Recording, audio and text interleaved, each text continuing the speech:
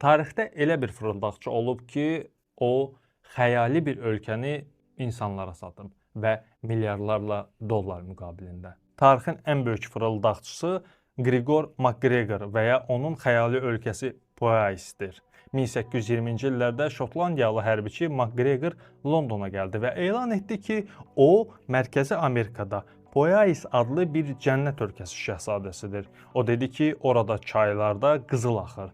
Torpaq ildə 3 dəfə məhsul verir. O qədər inandırıcı idi ki, Poeis dolları çap etdi, bayrağını yaratdı və hətta ölkə haqqında kitab yazdırdı. Minlərlə insan ona inandı və bütün pullarını verib oradan torpaq aldılar.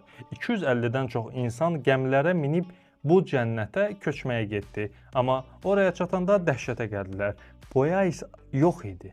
Ora sadəcə bataqlıq, ağcaqanadlar və cəngəllikdən ibarət kimsəsiz bir yer idi. Mühacirlərin 3də 2-si aclıq və xəstəlikdən öldü. Makqregor isə qazandığı milyonlarla bugünkü pula çevirsək 3-4 milyard ABŞ dolları deməkdir, Fransaya qaçdı.